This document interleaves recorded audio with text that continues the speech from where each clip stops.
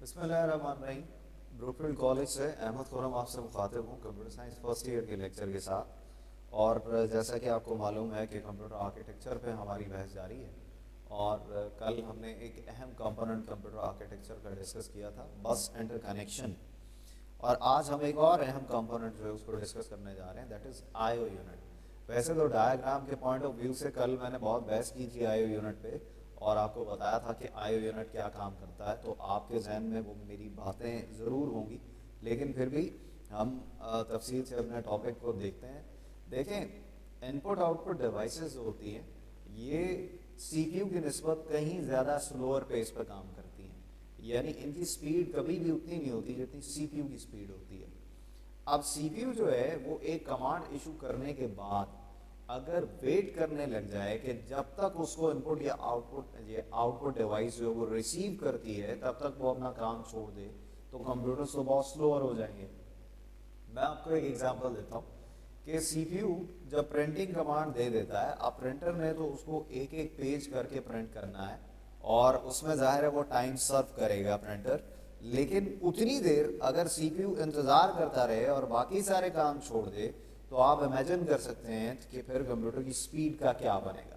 اسی طرح سے جب کی بورڈ سے ان پٹ آ رہی ہوتی ہے تو وہ بھی بفر ہو کے آ رہی ہوتی ہے، ایک ایک کیریکٹر کر کے آ رہی ہوتی ہے. اگر اس کو ریسیو کرنے کے لیے سی پی یو باقی سارے اپنے کام جو ہے وہ پوسٹ پون کر دے، ان کو ڈیلے کا شکار کر دے، تو آپ سمجھ سکتے ہیں کہ کیا ہوگا. اب پھر اس کا حل کیا نکالا گیا ہے؟ اس کا حل ہے I O unit. I O unit کیا کرتا ہے؟ آئی او یونٹ کبھی بھی ان پٹ آؤٹ پٹ ڈیوائسز کو یعنی پیرافرل ڈیوائسز کو direct coordination C P you سے نہیں کرنے دیتا. ان پٹ ڈیوائس سے ڈیٹا پہلے آئی او یونٹ ریسیو کرتا ہے، اس کو مکمل بفر کر لیتا ہے اور ایک ساتھ اکٹھا ٹرانسمٹ کرتا ہے اس کو سی پی یو تک، تاکہ سی پی یو اس کو ایویلیویٹ کر سکے، اس کو ایگزیکیوٹ کر سکے. اسی طرح سی پی یو سے آؤٹ پٹ ڈیوائس تک جانے والے ڈیٹا کے ساتھ بھی یہی کرتا ہے، اس کو بفر کر لیتا ہے اور ایک ساتھ اکٹھا جو ہے وہ ٹرانسمٹ کرتا ہے. اور سی پی یو پھر اس تک ڈیٹا ٹرانسمٹ کرنے کے بعد یعنی آئی او یونٹ کو ڈیٹا دینے کے بعد اپنے فردر ٹاسک کی طرف انوالو ہو جاتا ہے. پھر آؤٹ پٹ ڈیوائس سے کوآرڈینیشن آئی او یونٹ کی جاری رہتی ہے، اس میں مزید سی پی یو انوالو نہیں ہوتا. تو بہت سارے ڈیلیز سے ان پٹ آؤٹ پٹ یونٹ جو ہے جو ان پٹ آؤٹ پٹ ڈیوائسز کی وجہ سے آ سکتے ہیں ان سے بچا رہا ہوتا ہے آئی او یونٹ کمپیوٹر کو. تو کہتا ہے I O unit is an important component of computer system. A computer system has many input-output devices such as keyboard and mouse etc. جیسے کہ آپ جانتے ہیں کہ ایک کمپیوٹر کے ساتھ بہت ساری peripheral devices attached ہوتی ہیں. These devices are different from one another in their organization. نہ صرف یہ آرگنائزیشن میں اپنے طرز تعمیر میں بلکہ اپنی سپیڈ میں بھی ایک دوسرے سے مختلف ہوتی ہیں. Data transfer rates handled by these devices are also different. کچھ تیز ڈیوائسز ہیں پیرافرل ڈیوائسز میں، کچھ جو ہے وہ سلوور ہیں، کچھ فردر سلوور ہیں. اور کہتے تھے آج support different formats of data. اور اگر آپ دیکھیں تو ڈیٹا فارمیٹ بھی ایک ایسا سپورٹ نہیں کرتی ہیں. مثال کے طور پہ اسکینر جو ہے وہ گرافکس اسکین کر کے ان پٹ دے رہا ہوتا ہے اور کی بورڈ جو ہے وہ کیریکٹرز ان پٹ دے رہا ہوتا ہے. سو یہ ایک جیسے ڈیٹا فارمیٹ کو بھی سپورٹ نہیں کرتی. So it's not possible to connect all these devices directly to the system bus due to these differences. تو اس وجہ سے اس کو ڈائریکٹ سی پی یو تک کا پاتھ نہیں دیا جا سکتا ان اسپیڈ ڈفرینسز کی بنیاد پہ اور ان ڈیٹا ڈفرینسز کی بنیاد پہ. تو کہتا ہے it is difficult for CPU to control these devices directly as it can waste a lot of time of CPU. Problem یہی ہے کہ CPU کا بہت سارا ٹائم یہ ویسٹ کر سکتی ہیں. Suppose a CPU waits for the completion of IO operation. It cannot perform any other task during this time. تو اگر سی پی یو جو ہے وہ ان پٹ آؤٹ پٹ آپریشن کی کمپلیشن کا انتظار کرنے لگ جائے اور انتظار کرے کہ کب ڈیوائس مکمل طور پہ ڈیٹا بھیج دے گی یا ریسیو کر لے گی، تو پھر اور بہت سارے ٹاسک اس کے پینڈنگ چلے جائیں گے. It affects over all performance of computer, جس سے آپ کے کمپیوٹر کی اوور آل پرفارمنس جو ہے اس پہ فرق آئے گا. Special hardware component I unit is use to avoid all difficulties. تو ایک اور ہارڈ ویئر کمپوننٹ لگا دیا جاتا ہے ان مشکلات سے بچانے کے لیے. It works as an interface between C P U and I O devices. اور یہ سی پی یو اور ان پٹ آؤٹ پٹ ڈیوائسز کے درمیان میں एक ब्रिज की सूरत से काम करता है, एक इंटरफेस की सूरत से काम करता है. It carries out all I/O tasks without involving CPU directly. तो CPU को डायरेक्ट इन्वॉल्व किए बगैर, डायरेक्ट CPU ने इन्वॉल्व तो होना ही है एक टाइम पे, लेकिन उसको डायरेक्ट डिस्टर्ब किए बगैर ये उसको हेल्प कर रहा होता है और कहता है IO unit is connected to the bus. IO unit जो है वो पेरिफेरल डिवाइसेस से बसेस के जरिए कनेक्ट कर दिया जाता है. Processor and all other devices फिर IO यूनिट से कनेक्ट कर दी जाती हैं. पहले कोऑर्डिनेशन IO यूनिट से होती है, उसके बाद फिर कोऑर्डिनेशन जो है वो CPU या डिवाइसेस से होती है. तो इसकी अहम रिस्पॉन्सिबिलिटीज क्या हैं? कहते हैं it monitors the status of different devices attached to it. पहले तो इसका काम अहम ये है कि ये जो डिवाइसेस इससे अटैच होती हैं, पैराफेरल डिवाइसेस, उनकी स्टेट को मॉनिटर करता है. यानी फ्री हैं या अभी वर्किंग हैं. फ्री हैं तो ज़ाहिर है ये डाटा उन तक पहुँचाएगा, वरना डाटा को बफर करेगा. It manages the speed differences between processor और IO डिवाइसेस. और अभी हम बात कर रहे थे कि माइक्रो प्रोसेसर और इनपुट आउटपुट डिवाइसेस का स्पीड डिफरेंस ये कैसे मैनेज करता है कि पहले डाटा अपने पास बफर कर लेता है, इनकमिंग डाटा, और जब सारा आ जाता है तो एक साथ रिक्वेस्ट इनिशिएट करता है CPU को, और CPU से जो जाने वाला डाटा है वो भी अगर डिवाइस उसके लिए फ्री नहीं है तो अपने पास बफर कर लेता, फिर उस तक भेजता. और यूँ ये इनपुट आउटपुट डिवाइसेस और CPU के दरम्यान में स्पीड डिफरेंसेस को कंट्रोल करता है. उसके बाद हमारा जो अगला क्वेश्चन है वो भी बहुत अहमियत का हामिल है, और वो है इंस्ट्रक्शन फॉर्मेट. इंस्ट्रक्शन फॉर्मेट क्या होता है, इंस्ट्रक्शन क्या होती है, उसका फॉर्मेट क्या होता है, कितनी किस्म के फॉर्मेट होते हैं. देखिए सबसे पहली बात तो ये है आज के लेक्चर में जो हमें समझनी है वो ये है कि इंस्ट्रक्शन के बारे में हम पहले भी पढ़ चुके हैं. जब हमने प्रोग्राम की डेफिनेशन पढ़ी थी तो उसमें हमने पढ़ा था program is a set of instructions given to the computer that tells the computer what to do. ये प्रोग्रामर की जानिब से लिखी गई प्रोग्रामिंग लाइंस का नाम है, जिसकी बुनियाद पे कंप्यूटर को ये पता चलता है कि अब क्या करना है, क्योंकि यही प्रोग्रामिंग लाइंस जो हैं वो सबसे पहले बाइनरी में कन्वर्ट होती हैं, और बाइनरी करंट में कन्वर्ट करने के बाद इसको डिकोड किया जाता है.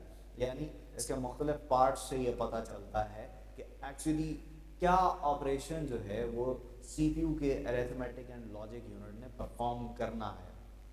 तो ये प्रोग्रामर की लिखी हुई स्टेटमेंट्स हैं, और प्रोग्रामर की लिखी हुई स्टेटमेंट्स किस तरह से, देखें आम तौर पे जो स्टेटमेंट्स होती हैं उसमें क्या क्या चीज़ें होती हैं उनको डिस्कस करना यहाँ पे ज़रूरी है. सबसे पहली चीज़ तो ये कि उसमें एक ऑप कोड होता है, यानी उससे पता चलता है कि ऑपरेशन क्या परफॉर्म करना है. प्रोग्रामर ने तो उसको लिखा हाई लेवल लैंग्वेज के अंदर, ये बात हम अपने कई लेक्चर्स में कर चुके हैं कि प्रोग्रामिंग हाई लेवल लैंग्वेज में आमतौर पे हो रही होती है. फिर उसको कन्वर्ट किया गया बाइनरी में, और बाइनरी में कन्वर्ट करने के बाद उससे जो चीज़ें निकलती हैं उसमें एक ऑप कोड होता है. ऑप कोड से पता चलता है कि एक्चुअली प्रोग्रामर क्या ऑपरेशन परफॉर्म करना चाह रहा था इस इंस्ट्रक्शन के ज़रिए. अब वो ऑपरेशन एडिशन का भी हो सकता है, सब्ट्रैक्शन का हो सकता है, मल्टीप्लिकेशन का, डिवीजन का, कंपैरिजन का, कोई भी ऑपरेशन हो सकता है. ऑप कोड मिल जाता है यहाँ से, और ऑपरेंड के एड्रेसेस मिल जाते हैं. देखें ऑपरेंड्स क्या होते हैं, वो वैल्यूज, वो डाटा वैल्यूज जिन पे ऑपरेशन परफॉर्म होना होता है. ऑप कोड से तो ये पता चलेगा ना कि क्या ऑपरेशन परफॉर्म होना है.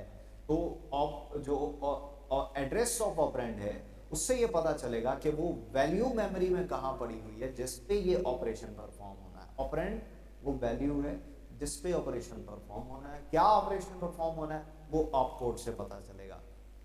अब आमतौर पे एक इंस्ट्रक्शन के अंदर एक से ज़्यादा ऑप कोड्स हो सकते हैं. मिसाल के तौर पे अगर ऑपरेशन एडिशन का है तो एडिशन कम से कम 2 वैल्यूज पे होता है, तो उसके अंदर 2 ऑपरेंड एड्रेसेस होंगे, तो 2 मुख्तलिफ मेमोरी लोकेशन से वैल्यूज लेनी होंगी और उन पे वो ऑपरेशन परफॉर्म करना होगा जो ऑप कोड में होगा. तो सबसे पहले ये इंस्ट्रक्शन जो है वो जाएगी CPU के कंट्रोल यूनिट में, जहाँ इसको डिकोड किया जाएगा. यानी इसमें से ये चीज़ें जो हैं वो अलग अलग की जाएंगी, बिट्स अलग अलग करके पता चलेगा कि ऑप कोड क्या है और ऑपरेंड एड्रेसेस कितने हैं और क्या क्या हैं. तो एडिशन है तो वो ज़ाहिर है उसके लिए कम से कम 2 ऑपरेंड्स जो हैं वो होंगे. इसी तरह मल्टीप्लिकेशन के लिए कम से कम 2 ऑपरेंड्स होंगे, कंपैरिजन के लिए 2 ऑपरेंड्स होंगे. तो बाज़ औक़ात जो है वो एक ऑपरेंड भी हो सकता है जिस पे वो ऑपरेशन परफॉर्म करना हो, वो भी डिफरेंट ऑपरेशंस हैं जो उसमें इन्वॉल्व होते हैं, जो उस एक ऑपरेंड पे काम कर सकते हैं, उनको भी हम डिस्कस करेंगे कि किस तरह के ऑपरेशंस होते हैं। और बाज़ों का ज़ीरो एड्रेस इंस्ट्रक्शंस भी होती हैं जिसमें सिर्फ ऑप कोड होता है, और वो कैसे ऑपरेशंस होते हैं उनको भी हम डिस्कस करेंगे कि ऐसे कैसे ऑपरेशन होते हैं जिसमें कोई ऑपरेंड इन्वॉल्व ना हो। बहरहाल आपको मैंने बताया कि इंस्ट्रक्शन क्या होती है और उसका फॉर्मेट कैसा हो सकता है। ऑपकोड और एड्रेस ऑफ ऑपरेंड्स हो सकते हैं उसमें। ऑपकोड तो होना ज़रूरी है, ये तो मस्ट है, लेकिन एड्रेस ऑफ ऑपरेंड्स वेरिएट कर सकता है, एक हो सकता है, दो हो सकता है, तीन हो सकते हैं, और कोई भी नहीं हो सकता, यानी ज़ीरो एड्रेस उसको इंस्ट्रक्शन फॉर्मेट कहते हैं। ऑपकोड का होना ज़रूरी है। कल हम इसके टाइप्स पे बात करेंगे कि वो कौन सी इंस्ट्रक्शंस होती हैं जो बुनियादी तौर पे ज़ीरो एड्रेस इंस्ट्रक्शन है, या वन एड्रेस इंस्ट्रक्शन है, या टू या थ्री एड्रेस इंस्ट्रक्शन है। आज हमारी बात जो है वो इसी बहस पे हम वाइंड अप करते हैं। कहते हैं an instruction is a statement that tells the computer to do something. Instruction वो स्टेटमेंट है जो प्रोग्रामर की जानिब से लिखी गई है, उसी से पता चलेगा कंप्यूटर ने वक्ती तौर पे क्या ऑपरेशन परफॉर्म करना है। The way N instruction is given is called instruction format, और जिस तरतीब से प्रोग्रामर उस इंस्ट्रक्शन को लिखता है उसको इंस्ट्रक्शन फॉर्मेट कहते हैं। A computer has a variety of instruction formats, जैसे मैं आपको बता रहा था कि जीरो एड्रेस इंस्ट्रक्शन भी होती है, one address, two address, three address instruction होती है, तो वैरायटी ऑफ इंस्ट्रक्शन फॉर्मेट्स हो सकते हैं। और कहते हैं control unit of CPU is responsible to interpret the instruction code. अभी मैं आपको बता रहा था कि इंस्ट्रक्शन इंटरप्रेट कहाँ पे होती है, डिकोड कहाँ पे होती है, कहाँ इसके पार्ट्स होते हैं, और फिर उन पार्ट्स से ये पता चलता है कि क्या ऑपरेशन है और कहाँ से ऑपरेंड जो हैं वो लेके आने हैं। वो कहाँ हो रहा होता है सारा काम, तो उसके कंट्रोल यूनिट में, सीपीयू के कंट्रोल यूनिट में हो रहा होता है। Control unit also provides necessary control function required to process the instruction। और कंट्रोल यूनिट जो है वो नेसेसरी कंट्रोल्स प्रोवाइड कर रहा होता है उस सारी इंस्ट्रक्शन की प्रोसेसिंग के दरमियान। जब तक वो एग्जीक्यूट नहीं हो जाती तो कंट्रोल यूनिट ही उसको सारी सपोर्ट प्रोवाइड कर रहा होता है। अ सिंपल इंस्ट्रक्शन फॉर्मेट आमतौर पे वो कहता है 16 बिट्स का होता है। आमतौर पे वो कहता है एक इंस्ट्रक्शन फॉर्मेट 16 बिट्स का होता है, यानी एक इंस्ट्रक्शन जब डिकोड होती है और बाइनरी में कन्वर्ट होने के बाद उसमें 16 बिट्स की वो इंस्ट्रक्शंस बनती है। आपको पता है कि सारा डाटा जो है वो एट लास्ट जब एग्जीक्यूट होना तो बिट्स की सूरत में एग्जीक्यूट होना है, तो एक इंस्ट्रक्शन आमतौर पे 16 बिट्स की शक्ल लेती है।